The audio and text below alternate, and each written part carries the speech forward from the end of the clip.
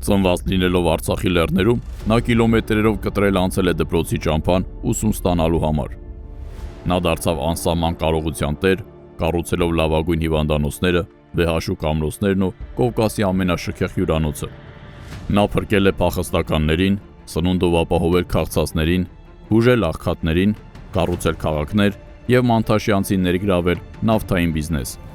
Նա Թիֆլիսը վերածել է փոքրիկ Փարիզի, ապացուցելով, որ հայը արարում եւ ստեղծում է անհավատալին նույնիսկ սեփական երկրից դուրս։ Մարդ, ում անունը կապված է Թիֆլիսի ամենաշքեղ շենքերի եւ հսկայական կարողության հետ, մահացել է աղքատության մեջ, իրենից բռնագրավված սեփական առանձնատան նկուղում։ Իսկ ինչ է մնացել այս ամենից այսօր։ Ոչ տունը, ոչ հիվանդանոցը, ոչ էլ գերեզմանը։ Միայն անունը։ Բարև ձեզ։ Ես Սուրեն Պետրոսյանն եմ։ Այսօր մենք կխոսենք մի զարմանալի մարդու մասին, ով Արցախցուն բնորոշ կամքի ուժով, համառությամբ եւ աշխատասիրության միջոցով հասավ անսահման վերելքների։ Մարդ, ով Լիանոսյանի, Գյուլբենկյանի եւ Մանթաշյանցի հետ միասին դարձավ իր ժամանակի հայկական կապիտալի անգերազանցելի հսկաներից մեկը եւ իր կյանքի վերջին ամենակարևոր փուլը նվիրեց բարեգործությանն ու հայ ինքնության պահպանմանը։ Այսօր մենք անդրադառնանք Միքայել Արամյանցի կյանքին, մարդ, ով լինելով անսահման ազդեցիկ եւ հզոր, միևնույն ժամանակ ունենալով հսկայական կարողություն, միևնույնն է իր կյանքի վերջին օրերն անցկացրեց սեփական առանձնատան նկուղում չքավորության մեջ։ Բաժանորդագրվեք մեր ալիքին, տարածեք թողարկումը, նպաստելով կարևոր եւ օգտակար բովանդակության տարածմանը եւ սկսենք։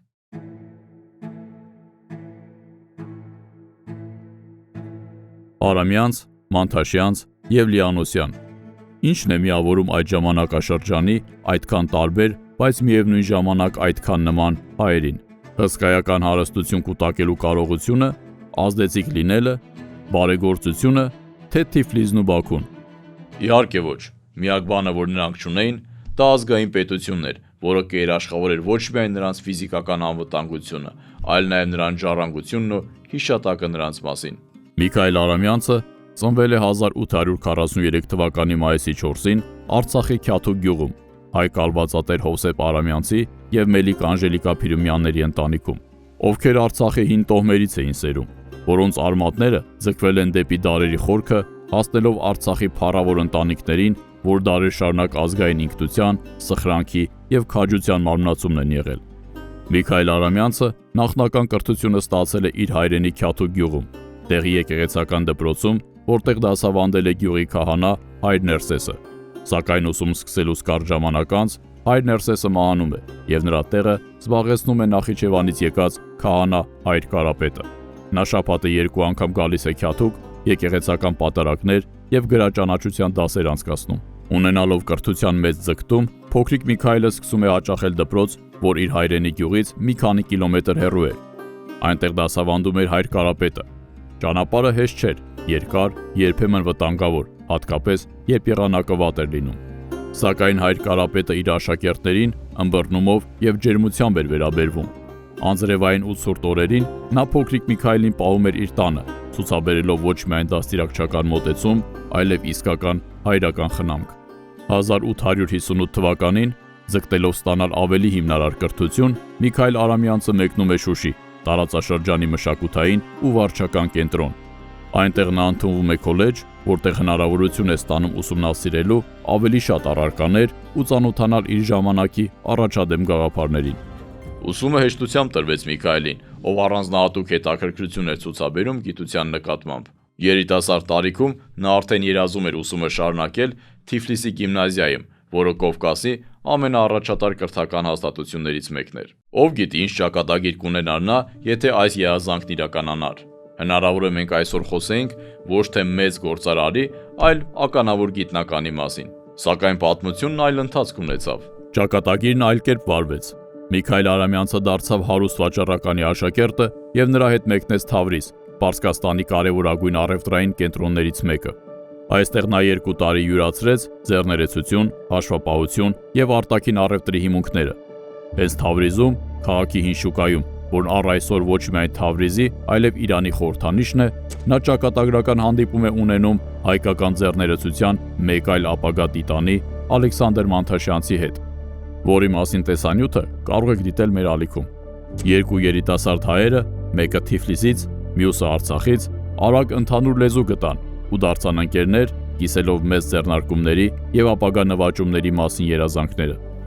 1866 թվականին Արամյանցն ուներ արդեն զգալի փորձ եւ գործարար հմտություններ։ Նա նշանակվեց այդ ժամանակաշրջանի ամենաազդեցիկ արդյունաբերողներից մեկի Հովհաննես Խուբլարյանի տեքստիլ գործարանի կառավարիչ։ Նա հնարավորություն ստացավ նայել, ներդրում կատարել, դառնալ փայատեր եւ ստանալ շահույթ այդ կազմակերպությունից։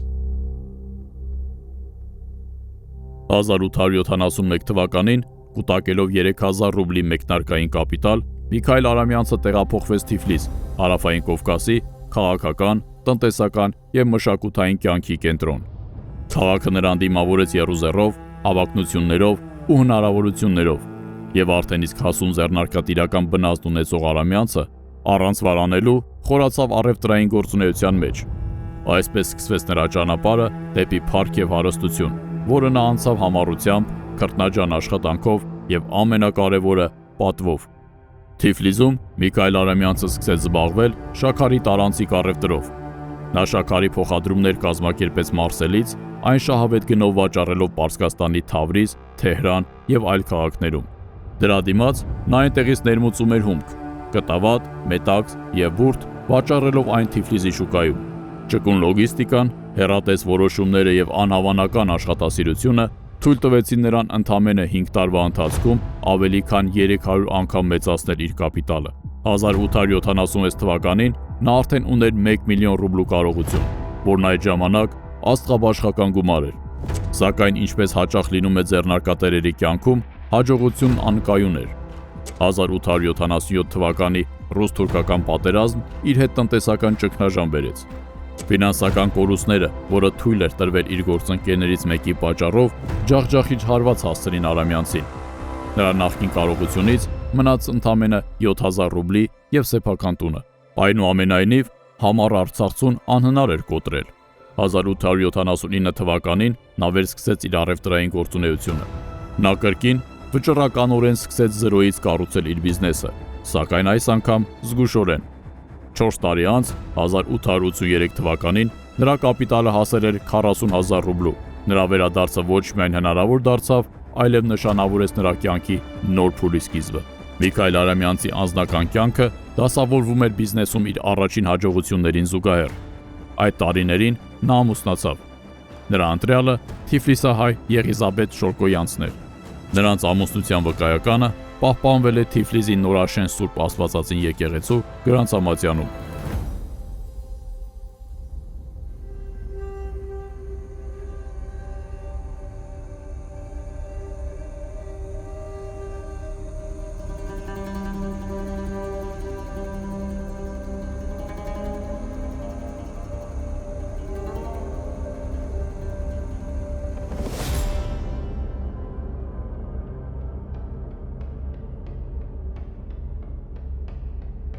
Այս գրառումն արտացոլում է Արամյանցի կարևոր կարգավիճակը, օրեցօր ամրապնդվող դիրքը Թիֆլիսի քաղաքային միջավայրում։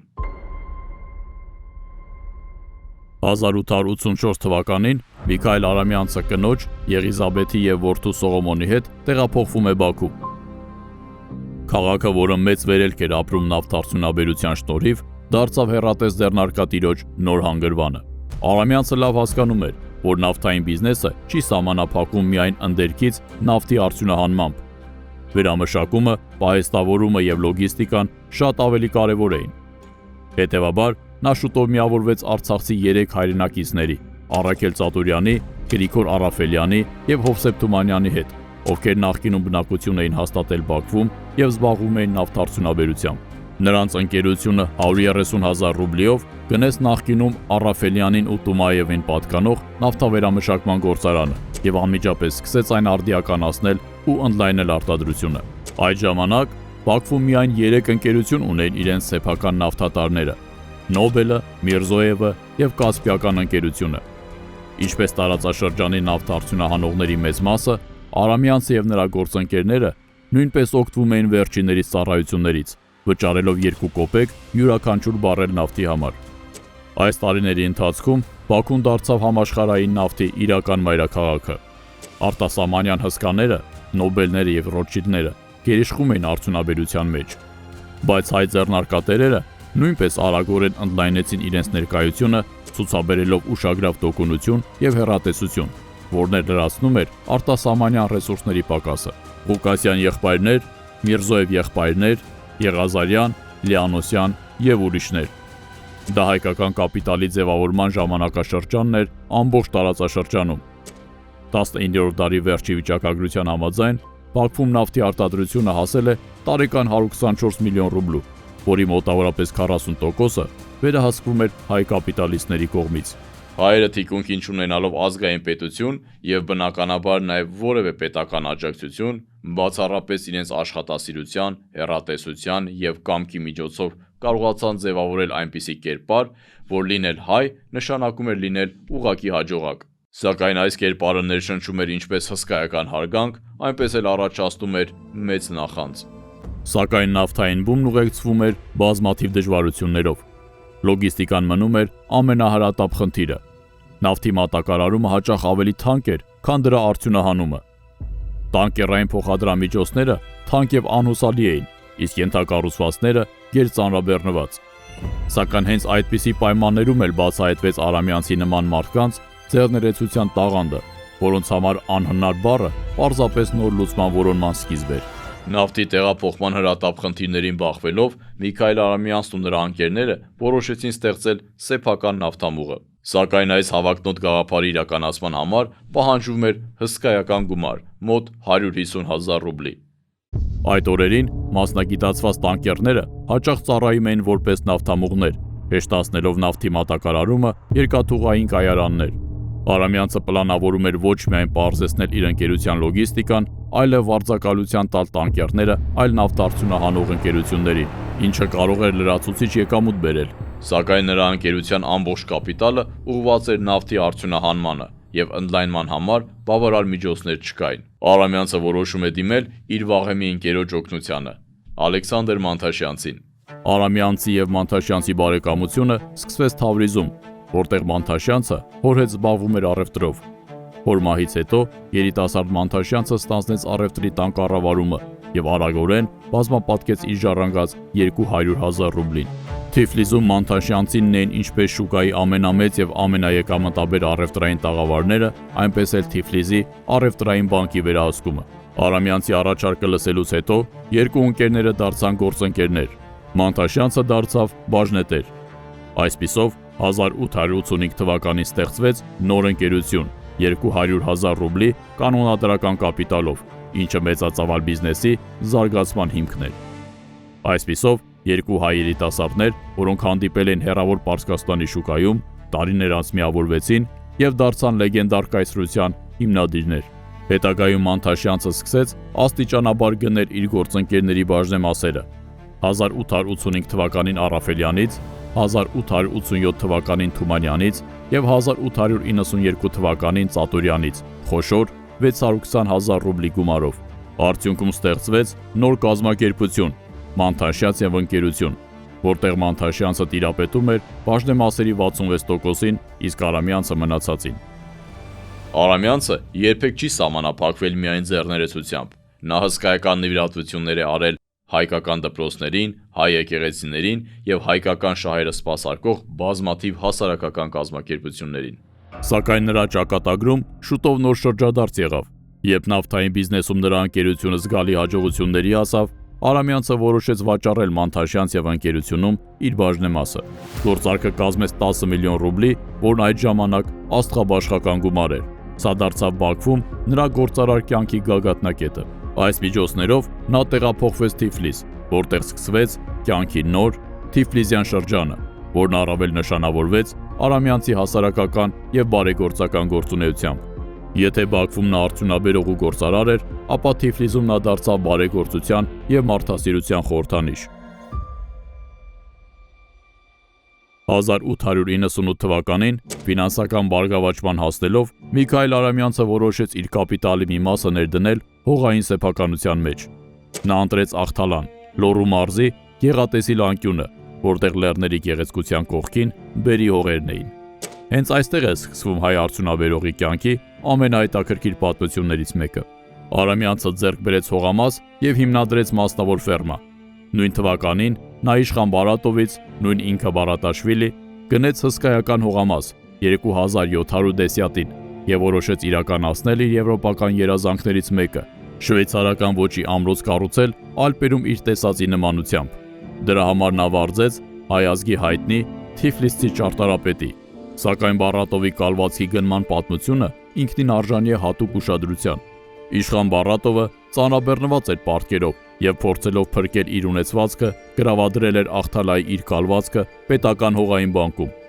Երբ տոկոսների վճարման ժամկետը լրացավ, Բարատովը չկարողացավ վճարել դրանք։ Այնուհետև նա դիմեց Արամյանցին, իր հարուստ ծանոթին եւ պոտենցիալ փրկչին ու ստացավ մեծ գումար բանկային պարտքը մարելու համար։ Սակայն իշխանը լինելով խաղամոլ եւ կարճատես մարդ, վատնեց գումարը առանց տոկոսները բանկին վճարելու, իսկ վերջինս օրենքի համաձայն կալվածքը դրեց աճուրդի։ Որպեսզի չկորցներ արդեն տրամադրված միջոցները, Արամյանցն ինքը վճարեց տոկոսները եւ գնեց կալվածքը, դառնալով նրա օրինական սեփականատերը։ Գործարքը մեծ վրդովմունք առաջացրեց վրաց ազնվականության շրջանում։ Սա առաջին դեպքը չէր, որ հայ կապիտալիստները կալվածքներ էին ձեռք բերում սննկացած վրաց իշխաններից։ Ալեքսանդր Մանթաշյանցը նախկինում շքեղ պալատ էր գնել Թիֆլիսում եւ այնտեղ բացել հայտնի Թիֆլիսի ակումբը։ Վրացիները բողոքում էին, որ հայերը կլանում են իրենց վրացական ժառանգությունը։ Հենց սա էլ լարվածության մեծացման հիմնական պատճառը դարձավ։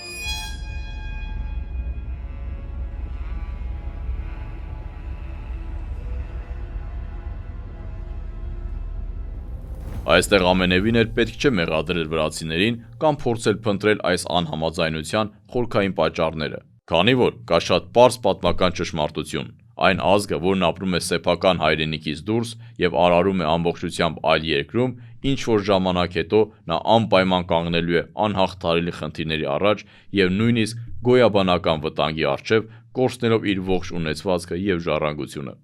Եվ այսպես հակամարտությունը հասավ Կովկասի փոխարքա Գոլիցինին, որը հայտնի էր իր հայատյաց հայացքներով։ Նա փորձեց միջամտել, ուղարկելով ներկայացուցիչ Արամյանցի մոտ, պահանջելով կամ կալվածքը վերադարձնել Իշխան Բարատովին, կամ պետությանը վճարել սկզբնական գումարի կրկնակի չափը։ Սակայն Արամյանցը չվախենալով Գոլիցինի հրամանից հայտարարում է, որ նա չի պատրաստվում կալվածքը վերադարձնել Բարատովին եւ նույնիսկ մտադրություն չունի դրա համար հավելյալ գումար վճարել նրան։ Միևնույն ժամանակ նշելով, որ եթե Բարատովը պատրաստ է իրեն ետ վերադարձնել այն գումարը, որը նա վճարել էր, ապա նա պատրաստ է հրաժարվել Ախթալայի կալվածքից եւ այն վերադարձնել Բարատովին։ Բնականաբար, Բարատովը չկարողացավ վերադարձնել պարտքը։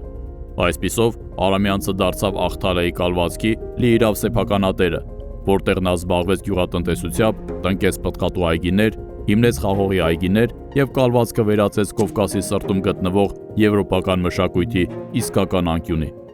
Ախթալայի կալվածքը ձեռք բերելով Միքայել Արամյանցը չվարվեց ինչպես հողի սովորական սեփականատեր, որը ձգտում էր առավելագույն շահույթ ստանալ։ Նա այդ հողում տեսնում էր ոչ միայն գործարար ներուժ, այլև մարդասիրական առաքելություն։ 19-րդ դարի վերջին հազարավոր արևմտահայեր, Օսմանյան կայսրությունից փախստականներ, ապաստան էին փնտրում։ Արամյանցը ունենալով ազգային պատասխանատվության բարձր գիտակցում, բացեց իր կալվածքի դարպասները տասնյակ տեղահանվածների առջև, որոնք փրկվել էին հալածանքներից ու կոտորածներից։ Նա բաշխում էր հողեր, ապահովում բնակարաններով, տրամադրում գյուղատնտեսական գործիքներ եւ նույնիսկ վարձատրում ամենաաշխատասեր գյուղացիներին։ Ախթալան աստիճանաբար վերածվեց փոքրիկ գյուղական ծաղկող համայնքի, որտեղ կյանքը հիմնված էր արդարության, ազնվության եւ փոխադարձ օգնության վրա։ Ախթալան նրա համար դարձավ միաժամանակ եւ անձնական ապաստան եւ սոցիալական նախագիծ։ Միքայել Արամյանցը հյուրընկալեց Հովհաննես Թումանյանին, Ալեքսանդր Շիրվանզադեին, Գևորգ Բաշինջաղյանին, կաթողիկոս Խրիմյան Հայրիկին եւ օպերայի երգիչ Ֆյոդոր Շալյապինին։ Ախթալան դարձավ ոչ պաշտոնական մշակութային կենտրոն, որտեղ արտասանվում էր պոեզիա, քննարկվում էր ինչպես ազգի ճակատագիրը, այնպես էլ գրքեր, նկարներ եւ սոցիալական նախաձեռնություններ։ Արամյանցը ոչ միայն հյուրընկալում էր հյուրերին, այլև ստեղծում էր տարածք փոխադարձ ոգեշնչման, ազատ մտքի եւ ստեղծագործելու համար։ 2 տասնամյակից ավելի Միքայել Արամյանցը շարունակաբար ներդրում է կատարել կարիքավորներին օգնելու, կրթության եւ սիրելի քաղաքի զարգացման գործում։ Ամեն տարի նա դրամաշնորհներ եւ կրթաթոշակներ էր սահմանում հայ ուսանողներին, ապահովելով նրանց ուսումը ինչպես եվրոպական, այնպես էլ ռուսական կայսրության առաջատար համալսարաններում, այնպես, ինչպես դա անում էր Ալեքսանդր Մանթաշյանցը։ Քանի որ երկուսն էլ ունենալով ազգային ինքնություն եւ ռազմավարական մտածողություն, շատ լավ գիտակցում էին, թե ինչ անփոխարինելի դեր ունի ազգի ճակատագրում մրցունակ կրթություն ստացած երիտասարդությունը։ Նա հատկապես աջակցել է Ներսիսյան դպրոցին, հայ կրթության հայտնի դարբնոցին։ 1907 թվականին, երբ նրա հայրենի Քյաթո գյուղը ծանր վիճակում էր վատ բերքի պատճառով, Արամյանցը միջոցներ է նվիրաբերում սերմեր եւ գյուղատնտեսական սարքավորումներ գնելու համար։ Նա նաեւ ստեղծում է գյուղի համար նոր եւ հուսալի ջրամատակարարման համակարգ։ 1912-ից 1915 թվականներին Թիֆլիսի հենց սրտում Միքայել Արամյանցի նախաձեռնությամբ ու միջոցներով կառուցվում է Կովկասի ամենաշքեղ շենքերից մեկը՝ Majestic հյուրանոցը, որն այժմ նորաձև Թիֆլիսի Մարիոտն է եւ այն առ այսօր քաղաքի այցեքարտերից մեկն է։ Majestic-ը դարձավ հավակնության, մշակութային վերածննդի եւ ձեռնարկատիրական համարձակության խորհրդանիշ։ Շենքը անթերի համատեղում էր եվրոպական շքեղությունն ու տեղական ոճը, ժամանակակիցներին զարմացնելով իր շքեղության ու հարմարավետության բարձր մակարդակով։ Majestic հյուրանոցը անմիջապես դարձավ մշակութային, քաղաքական ու գործարար էլիտայի ձգողության կենտրոնը։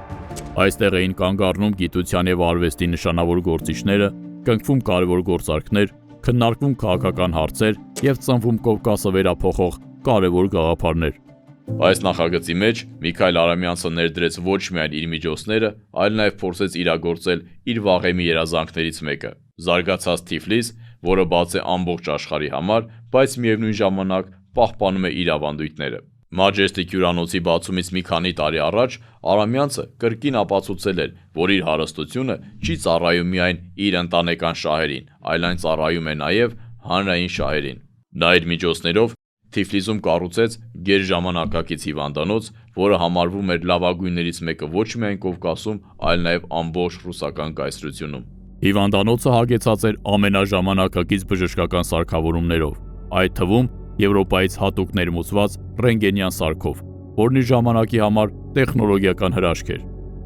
Այն տարածաշրջանում առաջինն էր, եւ դրա գոյությունն արդեն խոսում է Արամյանցի անհավանական հեռատեսության եւ սրտացավության մասին։ Սակայն շինարարությունը միայն սկիզբն էր։ Նա ստանձնեց շահագործման բոլոր ծախսերը, բժշկական անձնակազմի աշխատավարձերից մինչև հիվանդների խնամքը։ Հիվանդները, ներառյալ բնակչության ծայրահեղ աղքատ շերտը, բուժվում էին անվճար։ Բժիշկները ստանում էին պատշաճ աշխատավարձ, սարքավորումները պարբերաբար թարմացվում էին, իսկ շենքն ինքնին անթերի մաքուր էր պահվում։ Հիվանդանոցի ճակատագիրը հիշեցնում է ծնունդով Արցախցի Արամյանցի ճակատագիրը։ 2011 թվականին շենքը սեփականաշնորհվեց, իսկ 2012 թվականին ավերվեց Թիֆլիսի ամենագեղեցիկ շենքերից մեկը՝ Արամյանցի հիվանդանոցը։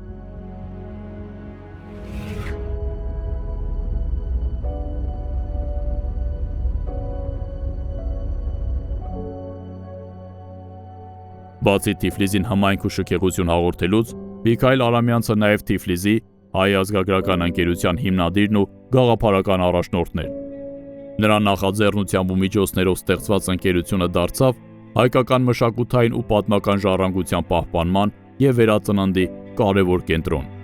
Արամյանցը ֆինանսավորեց հնագիտական պեղումների իրականացումը, այդ թվում Նիկոլայ Մարի գլխավորությամբ Անիի հայտնի պեղումներն ու հետազոտությունները։ Ֆինանսավորեց գտածոների հավաքագրման եւ գիտական բոլոր աշխատանքները, որոնք բացառիկ նշանակություն ունեին հայոց պատմության ուսումնասիրության համար։ Հենց ազգագրական ընկերության հիմքի վրա հետագայում հիմնադրվեց Հայոց պատմության պետական թանգարանը։ Այդ անհանգի ժամանակներում նման մեծածավալ ձեռնարկումը պահանջում էր ոչ միայն ռեսուրսներ, այլև քաջություն։ Այսօր, երբ մենք կարող ենք տեսնել այս տիտանական աշխատանքի արդյունքները, դժվար է գերագնահատել Միքայել Արամյանցի ներդրումը ազգային ինքնության ու հայ ժողովրդի պատմական հիշողության պահպանման գործում։ Չափազանց կարևոր է նշել, որ այդ ժամանակաշրջանի ֆինանսական հսկա Միքայել Արամյանցը հսկայական ուշադրություն էր դարձնում ազգային ինքնությանը, կրթությանը եւ նույնիսկ հնագիտությանը։ Այս փաստը ուղղակիորեն արտացոլում է նրա ռազմավարական եւ ազգային մտածողությունը, ով կարողանում էր տեսնել անցյալը, ներկան եւ ապագան մեկ ամբողջության մեջ, եւ ով շատ լավ գիտակցում էր, որ կենսունակության հիմքը ազգային ամուր ինքնությունն է եւ մրցունակ կրթությունը։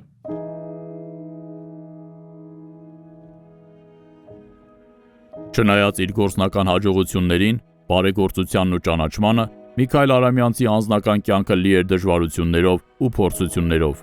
Նա դժբախտ էր ամուսնական կյանքում։ Կնոջ անհավատարմության վերաբերյալ բազմաթիվ կասկածներից ու մեղադրանքներից հետո նա որոշեց ամուսնալուծվել Եղիզաբեթ Չոկոլյանից։ Այդ իրավական գործընթացը ձգվեց շատ երկար տարիներ, քանի որ նրա կինը կտրականապես հրաժարվում էր ամուսնալուծվել եւ բազմաթիվ մեղադրանքներ ու պահանջներ էր ներկայացնում։ Ամուսնալուծությունը վերջնականապես տեղի ունեցավ միայն 1911 թվականին։ Ամուսնության ընթացքում Միքայելն ու Եղիզաբեթն ունեին 5 երեխա, 3 որդի եւ 2 դուստր՝ Հովհաննեսը, Սողոմոնը, Արամը, Ֆլորան եւ Աննան։ Նրանց ճակատագրերը բարդ ու ծանր էին։ Չնայած ընտանիքի նախկին բարեկեցությանը, երեխաները չժառանգեցին նույն շքեղությունն ու նյութական հարստությունը։ Գրեթե ոչինչ չմնաց այն շքեղ կյանքից եւ բարեգործական աշխատանքներով զբաղվելու հնարավորությունից, որի համար հայրն այդքան համառորեն աշխատել էր։ 1921 թվականին Վրաստանում հաստատվեց խորհրդային իշխանություն։ Քաղցած գայլերի ոհմակի նման բոլշևիկները հարձակվեցին ազդեցիկ եւ հարուստ մարդկանց վրա։ Մի քանի ժամվա ընթացքում Միքայել Արամյանցի հսկայական կարողությունն ու ժառանգությունը բարբարոսաբար թալանվեց։ Իսկ այն ամենը, ինչը մնացել էր, որը չէր թալանվել, ուղղակի նետվեց փողոց եւ ոչնչացվեց։ Արամյանցի ստեղծագործական եւ հսկայական ժառանգությունը լիովին ոչնչացվեց։ Նրա ողջ ունեցվածքը բռնագրավվեց անկախ նրա արժանինքներից, տարիքից եւ ողջ կյանքի վաստակից։ Նրան ծաղրեցին, վիրավորեցին ու նվաստացրին։ Բարբարոսները ներխուժեցին նրա տուն, կոտրեցին նրա թանկարժեք կահույքը եւ ոչնչացրին նրա արվեստի լավագույն գործերն ու մշակութային գանձերը։ Ի վերջո, Արամյանցին մնաց միայն ինչ սեփական տան մի փոքրիկ անկյուն, որտեղ նա անցկացրեց դառնություններով ու զրկանքներով լի իր վերջին օրերը դստեր Ֆլորայի հետ։ Միքայել Արամյանցը մահացավ 1922 թվականի դեկտեմբերի 18-ի գիշերը։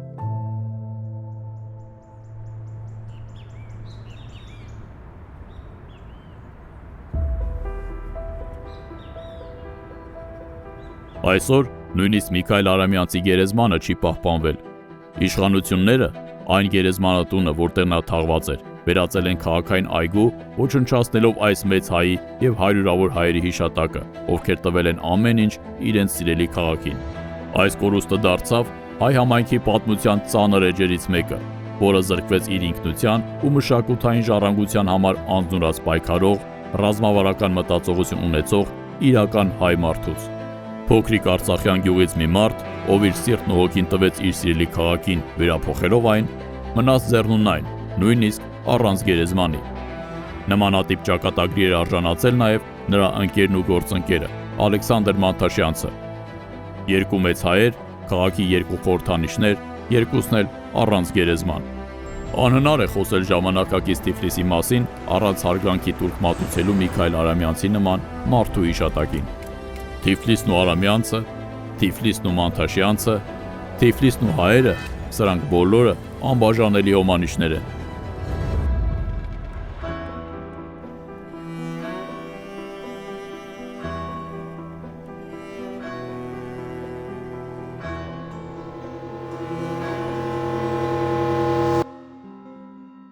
Միքայել Արամյանցի կյանքը ոչ միայն վերելքների եւ վայրեջքների, այլ նաեւ անսասան կամքի եւ սեփական ժողովրդի նկատմամբ ունեցված պատասխանատվության մասին էր։ Միքայել Արամյանցի կյանքը մեզ եւս մեկ անգամ հիշեցնում է այն պարզ ճշմարտությունը, որ որևիցե մեկը անվտանգ չի, եթե չկա ազգային ուժեղ պետություն։ Եվ Մանթաշյանցի եւ Արամյանցի պատմությունը եւս մեկ անգամ այս խոսքերի ապացույցն է, որոնք այսօր նույնիսկ գերեզման չունեն։ Եվ մեկ կարևոր դիտարկում, որը վերաբերում է այսօր հենց հայ խոշոր գործարարներին, որոնք գտնվում են ոչ միայն Հայաստանում, այլ նաև Հայաստանից դուրս։ Մեկ այլ բան է ունենալ մեծ եւ հսկայական ունեցվածք, մեկ այլ բան է, թե ինչքանով ես կարող վերահսկել եւ կառավարել քո սեփական ունեցվածքը։ Քանի որ մեր հայրենակիցները, ովքեր գտնվում են աշխարհի նույնիսկ տարբեր անկյուններում եւ ունեն անսահման հարստություն, միևնույն է, նրանք իրենց հարստությունը կառավարելու անգամ նվազագույն կարողություն եւ իրավունք չունեն։